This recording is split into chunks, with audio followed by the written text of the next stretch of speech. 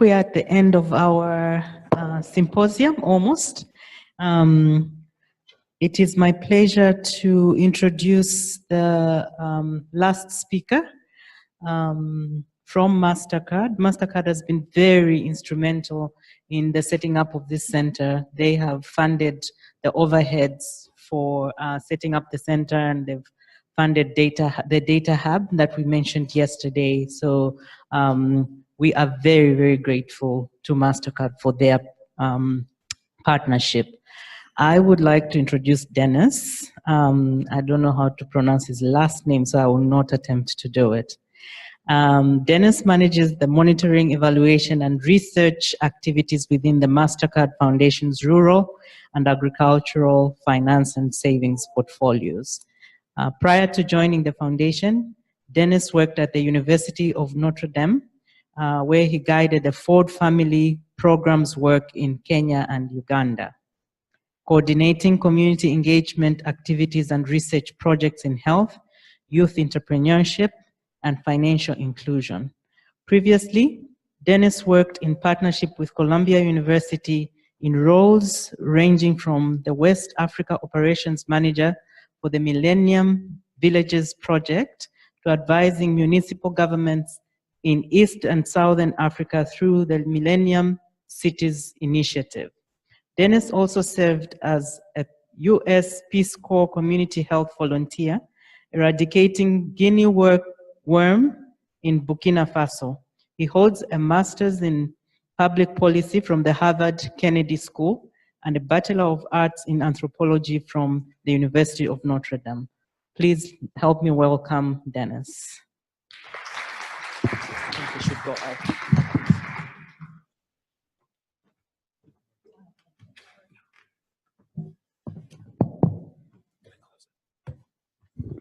All right, well, good afternoon, and thank you everyone for staying alert and staying active and staying engaged as we wrap things up here today. It's really been a information overload for me, but I'll do my best to try to pull out some key observations as I listen to the discussions today and listen to the presentations. Let me start by thanking Gina and the Global Social Development Innovation Center for inviting the foundation to join this launch. We've appreciated Gina's collaboration over the years, starting with her work leading an assessment of the effectiveness of our Youth Saves partnership in Ghana, and continuing through the establishment of this center with the Data Hub and all the wonderful work that we're looking forward to the center undertaking moving forward. Gina's work really exemplifies why we're all here. We're trying to identify the most effective ideas, the most effective approaches, and the most effective ways of working together, given the broad system of actors that influence economic development. As Michael pointed out last night, we're all social creatures, and we must work together. We need to work together and integrate our ideas, integrate our innovations into this broader system that includes communities, governments, practitioners, and researchers. Thus, we all need to be working together to identify the ideas and practices that will change the world and build the evidence needed to demonstrate to policymakers, officials, and the business community what it will take to ensure opportunities for all. I'd like to continue by giving you a brief snapshot of the foundation's work and also where we're heading. We've only been around for 10 years, but in that time we've committed $2.2 billion to advance education, livelihood skills, and financial inclusion. We've worked with 75 partners in 66 countries, primarily in Africa, though clearly there are not 66 countries in Africa. These partnerships support programs that have improved the lives of nearly 24 million people. We've chosen to focus our work on Africa, in part because of need and in part because of opportunity. When we think of need, there are 77% of young people unemployed or vulnerably employed on the continent. 70% of the people in sub-Saharan Africa live on less than $2 a day, and 47% under $1.25 a day. Only 34% of adults have access to financial services, services like savings accounts, checking accounts, and money transfers, services that we all take for granted. There's also a lot of opportunity on the continent as well. In the past decade or so, countries across Africa have seen significant economic growth, rising trade, and stronger inflows of foreign investment. There is noticeable innovation, especially in financial services, initially concentrated in East Africa, but now moving across the continent. As Gina pointed out, perhaps this isn't happening as consistently or as effectively as we'd like, but there is some positive progress. As Billy presented, there are innovations in financial services like M-Pesa and M-Shwari, and both of these are making real progress in moving people and families out of poverty and improving their access to education. As well, there are innovations in solar energy, like M-Kopa. And this not only demonstrates a new model to bringing energy to rural households, but they're also emerging as a potential mechanism to provide credit as well. It's my opinion that the innovations that are most likely to change the lives of the poor are likely to come from Africa as youths, businesses, government officials, and creative thinkers identify solutions that meet the needs and demands of people across the continent and adapt those solutions for the world. The Foundation recognizes there's much more we can do to operate more effectively within the specific national context across the continent, to leverage our resources for even greater impact. As the Foundation moves forward, we will focus our efforts across our portfolio to address the challenges of youth employment. We'll also prioritize partnerships with African organizations who best understand local challenges and constraints and are best positioned for long-term collaboration. We'll also start to work at a country level and develop country-based strategies built on deep knowledge of national policies and actors, constraints, and conditions, improving our ability to target our resources where they can make the biggest difference. Of course, if we want to make a difference, we need to understand what is working and what is not, but that is not enough. We need to sharpen our approach to learning and make sure our efforts address the gaps in available evidence. And once we have evidence, we need to put the right evidence in the hands of the right people. And to William's point from this morning, we need to make sure our evidence speaks to the values of those we seek to partner with and of the officials we seek to influence. We don't necessarily need more and more evidence, though clearly that will be helpful, but we need better evidence to promote change. As I read through the materials presented today and listened to the panel presentations and discussions, 3 key strategies emerged that I think will help us innovate to design better interventions and help us produce better evidence and ensure we get that evidence to the right people. So one strategy is to partner effectively with local communities and organizations. Another is to collaborate with government officials and keep their values, demands, and constraints at the forefront of our thinking. In addition, we need to make sure we're learning and share that knowledge effectively. Some of these examples may be oriented a bit more towards operations than research, but in my mind, the relevance remains. Operational information is practical as it shows us how to do something. Too often, research highlights results, yet forgets to describe the concrete steps that lead to those results. We need to describe the what as well as the how, so others have a better chance to replicate our findings. As I highlight a few examples from today's discussions and the Foundation's own experiences, keep in mind that to be as effective as possible, all 3 strategies will need to be employed. Thus, each example may not fit neatly into each strategy box. And I'd also like to emphasize that all of these examples have had assessment mechanisms in place to help gauge the effectiveness of the intervention. So when we think about partnering effectively with local communities and organizations, the Grameen Foundation's Farmer Link program demonstrated how to bring together a diverse set of actors relevant to individual farmer success. They brought together agricultural buyers, they brought together a financial service provider, they leveraged the support of extension officers, and they created a new platform to extend the reach of technology that met the needs of local farmers and local specific farmers. And it seemed in large part that this was successful, as Gigi noted, because they iterated in the field to identify what design and what approach would be most effective. Within the Foundation's portfolio, a great example of this local partnership is evident in our Savings at the Frontier program. In this case, our partners at Oxford Policy Management have created a funding mechanism to help local banks to connect to informal savings groups, whether or not these groups are created through traditional mechanisms or founded through external support. The process encourages local partners to pilot potential products and delivery channels based on input from these savings groups to ensure they meet their needs. And as the program evolves, future funding is contingent upon the realization of targets that are developed in collaboration between our partners on the ground and the implementing partner at Oxford Policy Management.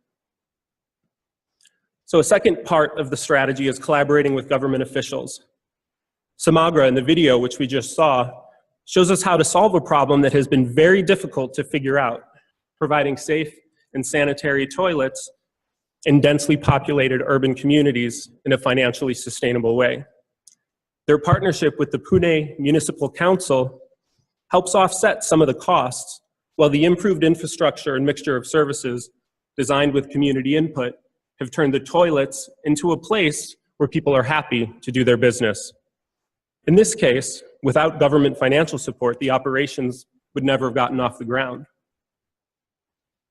A foundation partner, funded in part by us, is STIR. They aim to improve education outcomes in India and Uganda through effective teacher training. STIR shows us that if our interventions are not designed with the constraints of government in mind, we'll have little hope of eventual adoption and scale-up. Early on, STIR realized they need to keep government costs in mind, so they targeted their teacher development program to cost no more than 1% of the annual government budgeted per pupil amount. So the government had $200 available on a per student basis, so they designed their program to cost $2 per student, imagining that the government could eventually take on a program that cost that amount. In addition, they've designed and delivered this program in partnership with the government, and though this has at times been challenging, it has borne fruit. Both the Indian and the Ugandan governments have asked them to integrate their teacher development model into national and state systems. The Ghana Social Opportunities Project discussed this morning is a great example of how a well-designed and targeted government program can make a difference, improving income, savings, and investment, and reversing local migration. And these are just the immediate effects. I'd venture that the public works themselves will bear dividends as well. Fortunately, thanks to the research that Isaac described, the outcomes are well documented and will contribute to the evidence needed for wider application elsewhere. Another aspect of innovation is that it typically builds on the work of others. It combines existing ideas in new ways or applies them in a new context or for a new purpose. So innovation isn't always coming up with your own idea, and this highlights the importance of learning and sharing. And really every panel presented today gets to that learning and sharing point. That's why we're here. Opportunities like this to share are important, but perhaps we all need to go a step further and ensure our lessons are shared with decision makers at every level, described in a way that is easy to understand and that speaks to their values, so the decision makers themselves have the knowledge and confidence to make the best decisions possible. Here, I'd like to highlight Misha's work on demonetization in India. Her clear and thorough documentation of the effects of this policy on the poor will hopefully lead to future policymakers thinking more effectively about how such a decision may negatively affect those most in need of support. Then, if such a decision must be made, they can put policies and programs in place to minimize the effects on the poor. In a different way, The World Bank's work on measuring financial inclusion provides another important learning opportunity. When officials know and understand the current context, they're better positioned to design policies and programs that address the relevant challenges and constraints. At the Foundation, we work with learning partners to document our lessons across our programs and partnerships. And these partners share these conclusions through webinars, conferences, and learning events. For example, the Rural and Agricultural Finance Learning Lab highlights the successes and constraints in providing services and products to rural smallholder farmers. Reaching rural communities is costly, but by reviewing the work of our partners across several different contexts, the lab has synthesized several strategies that may make serving this market sustainable. Now, I'm not saying that these are the way to go. A lot more research still needs to take place, and there are value judgments inherent in moving forward with any one of these approaches. But one possibility is to focus on more affluent clients. If you have a profitable client, you can have a profitable business. Although that's not really going to succeed in reaching the communities that perhaps most need the support. Another possibility is for a single entity to provide a package of products and services that cross-subsidize one another. So here you can imagine perhaps providing credit, providing savings, and providing an insurance product. And therefore, if one is profitable, it can offset the losses in the other two. Another possibility would be to partner with other institutions to provide a suite of products through one entry point. Here there are challenges of collaboration, but if you can provide access to credit and access to improved inputs through one mechanism, that will benefit the farmer and potentially lower costs for both organizations. Another strategy would be to identify where the line lies between profitable products and services and segments of the community, and those segments that will not be profitable and may require a permanent subsidy. Now that might sound a bit provocative, but keep in mind that in the US and Europe, there are basically permanent agricultural subsidies that encourage production for different farm products. So potentially we can help our partners identify where those subsidies would be most effective to support rural smallholder farmers. And finally, a fifth option is scaling up services to lower per unit costs. As I mentioned, a lot more research needs to be done to identify what is appropriate where, but at least the initial analysis provides areas for additional investigation to inform program design. I think the discussions today have shown that we will reach the next frontier of impactful work if we do keep these three strategies in mind. So as a quick review, those are to partner effectively at the local level with local government and local communities. Our second strategy is to keep the values, demands, and constraints of government officials at every level in mind. And the third is to make sure we're learning and sharing our knowledge effectively. We need to ensure we have the mechanisms in place to assess our success in the moment and retool if needed, making sure we're learning as we go. If we keep trying and learning and capturing what happens as we do, we'll identify the strategies and approaches that will empower today's youth and today's communities to achieve their ambitions and create a world economically and socially secure for each of us. Thank you.